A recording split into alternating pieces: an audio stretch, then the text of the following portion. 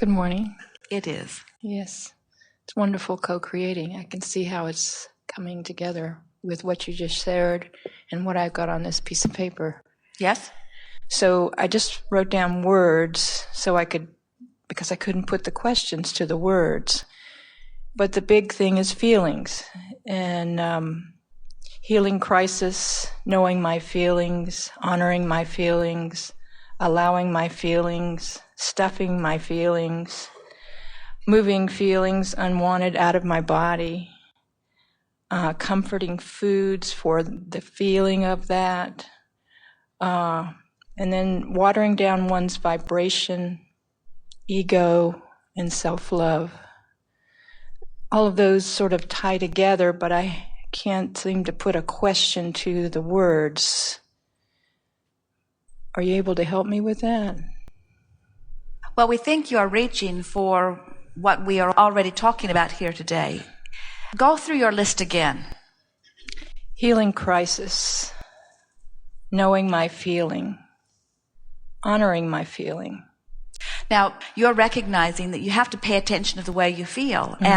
And the word stuffing feelings is interesting. It comes up from time to time. We have been accused of encouraging people to stuff their feelings when we don't encourage them to beat the drum of where the feeling is. When you identify the feeling that you are currently having with a deliberate intention to move from it or to find relief from it, now you are deliberately moving your emotions. And what all of these words are that you are describing here is what we are attempting to say when we are acknowledging that once you know where you are and you know where you want to be, now by paying attention to the way you feel, you can acknowledge the movement that you are making. Sometimes it's not always easy to tell what I'm feeling. We understand that, and by probing and poking around at it, you will feel it more. In other words, that's why the word stuffing the feelings is interesting, because what happens is you become so accustomed to the way you feel that you don't realize you feel that way. Let us put it to you this way. We would say that only a person who really beats a steady drum, in other words, choosing similar vibrational and therefore similar feeling thoughts, would not have any sense of whether a thought feels worse or better.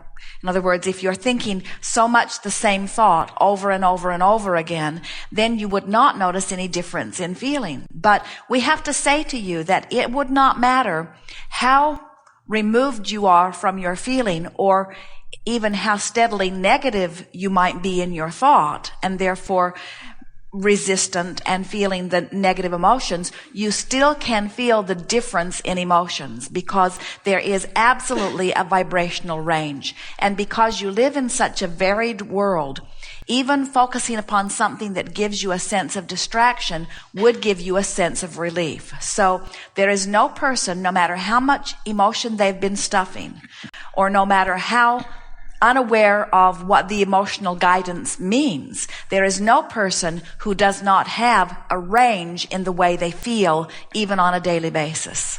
Now, we're exaggerating too far as we go from depression all the way to joy, because nobody has that kind of range in a day. But there is movement. In other words, there are things that feel worse than other things. And everyone has some movement in their emotions. And once you are aware that you do, and once you're aware that you do want to feel as good as you can feel, and once you make the correlation between the thoughts that you are choosing and the way that chosen thought feels, now there's no place that you can't go.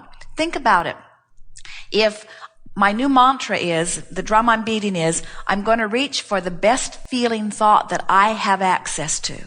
Not the best feeling thought that anybody's ever thought or that I've ever thought, but the best feeling thought that I can find right now. And you deliberately find a thought that you notice feels a little bit better, and that continues to be your mantra. Can you see that you have to end up in a very good feeling place as long as you continue to make that statement? In other words, it's easy to tell that you're not depressed mostly, and it's easy to tell that you're not mostly fearful. Would you say you're more joyful or overwhelmed? Joyful. Now, Esther would say joyful too, but overwhelmed, she has to acknowledge, is in the ballpark too sometimes, you see. So you're sort of narrowing down your range. And that does not mean that you are never depressed, but you are usually not. You are more often joyful than not. And so when you say, I'm not really sure how I feel, well, if you were depressed, you'd know how you feel. Or if you were really angry, you'd know how you feel. So when you say, well, I'm not sure how I feel, well, that's not so bad. That's like saying, I'm not sure if the stove's even on. In other words, it's on so low, I'm not even sure if the stove is on. And we say, well, then it doesn't really matter. Lay on it. It won't be a problem. Or try to cook on it. It will be a problem. So what are we here to talk about? Covering up feelings that I don't want to feel, I feel is the whole thing that I'm here to talk about. So what kind of feelings are you having on a day-to-day basis that you are not knowing how you feel? Well, I can recognize the joy and the bliss. Yes? But there's this level that is not either joy nor bliss or anger or fear. Well, then that is a little bit of diffusion. In other words, not much focus either, because when you're really focused, your emotions kick up in a stronger way. So it may be that you are not focused so much. When Jerry and Esther went back to San Antonio, they were there for about a month. They knew that on this trip back to San Antonio that they were going to get ready for the first event that they would hold in their new building. And the building has been finished for quite a while. All of the doors and windows and floors are in it. Everything about the building was finished, except the electricity had not been turned on. There was a sort of snag with the electrical company and some compliance with some things. And from the time that they began the building and the time that they finished the building, because it took them such a long time, different things had come into effect, and so they had to go back and make sure that they were in compliance. The rules had changed, in other words. And so the gardens were in, everything was ready to go, except no electricity in the building, and now it is getting closer and closer and closer and closer. And so Esther's desire for the building to be ready to use was peaking at a stronger place. In other words, when they weren't in Texas, she wasn't thinking much about it. And so the fact that the electricity had not been turned on was not a strong point of her desire. So the fact that it hadn't been turned on was not a strong point of her discord. And when they first returned to Texas, the fact that the electricity was not on in the building did not make Esther feel strong negative emotion, because there were still several days in between. But as the days got closer to the event, and they're now 5 days before the event, and they're still being told that somebody is missing something and somebody is missing something, Esther began to feel her emotions getting stronger and stronger. Her negative emotion became very apparent to her, because the range between where she stood and where she wanted to be was more focused, and she clearly feel that she was not in the place that she wanted to be. In other words, always when your desire is more focused, the evidence of where you are vibrationally is there. It would be the day they were going to turn it on. Oh no, now we need you to grant us this easement. And then it would be the day that they were going to turn it on. Oh no, now we need this. And so Esther's belief, the drum that she had been beating from the evidence that she had been focused upon, had her vibrating here where her desire needed to vibrate over here. So Esther sat down. She remembered an incident from many years before when there was a severe drought happening in Texas. And Jerry and Esther had too many acres to water with the watering system. And Esther recalled our discussion about the rain as Esther sat on the porch, desperate, like most of the city, for some rain. And Esther had said to us, Abraham, can you bring the rain? And we said to Esther, why do you want the rain?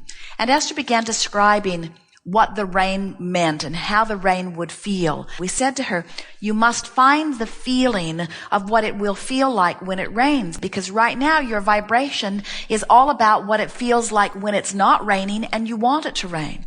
And Esther, now in her electricity drought, is remembering this water drought, and she was remembering the feeling that shifted in her on that day when she shifted from her awareness of there not being enough rain to her remembering and feeling what it felt like when it was raining. And Esther said to herself, this is what I need to do about this electricity. So she said to Jerry, I'm going to bring the electricity like I brought the rain.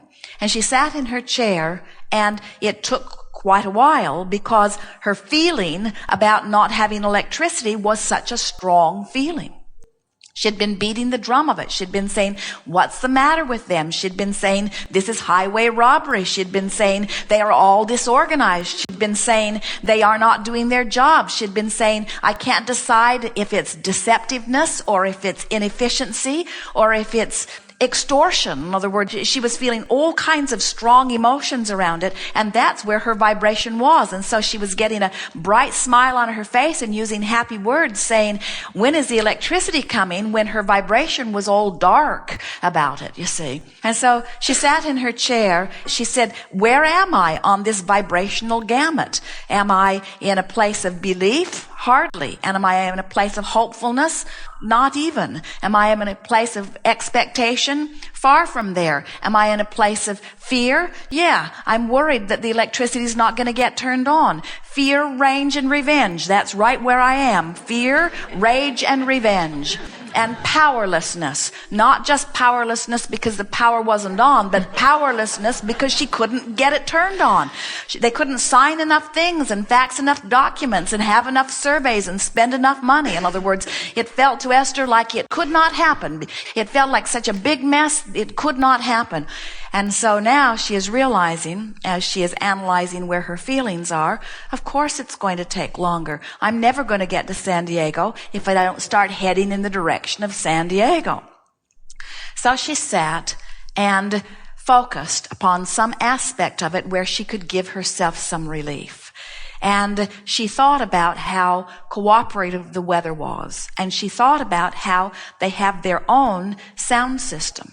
And she thought about how they could park the motorhome behind the building, turn on the generator, bring an extension cord into the meeting room, plug the sound system in, and it didn't matter whether they turned the power on or not. And with that angry thought, she felt relief because suddenly she no longer felt powerless. They no longer were holding her hostage from her own meeting and her own building. And when Esther came up with that thought and she felt the relief of that, now something shifted in her. And then she thought, and wouldn't it be nice if they turned the power on in the building? It's going to be like that baby that is breathing its first breath of air. It has been there and now life is going to pour into it. And she imagined how she would feel as she is walking through the building, flipping the switches and seeing light in rooms that had never been lighted before, and seeing all of the magnificent fixtures that are on the walls that are washing the walls come on, and how wonderful it would feel to hear the purr of the refrigerator and the sound of the motors in the roof and the air conditioners coming on and being able to adjust the thermostat to the temperature. And within a few minutes, Esther had brought herself to a place that was far from rage and far from fear and far from anger. In other words, she was thinking what it would feel like to have electricity. And there was a physical, visceral shift in the way her body felt. It was the sensation of relief. And while she was still sitting in the chair, the telephone rang. And the engineer who had been carrying the documents back and forth said, it looks like it's going to happen. We have one last thing to do, which we can easily do. And Esther thought, why did it take so long, as she headed back to Phoenix for a moment? And then she thought, I could have done this any time, as she headed further back to Phoenix. And then she thought, but isn't that nice? It's in time for our party. There is nothing that we cannot do or be or have. In other words, your life experience is continually giving you opportunities to acknowledge your focused desire. And the more powerful your desire is, the more focused your desire is, the more you will feel your relativity vibrationally to it. If you don't want anything, then you don't feel your emotion. In other words, if you don't allow your desire to be focused, then there's no resistance that is shown. The more focused your desire, the more obvious your resistance, you see. Make sense? Yes.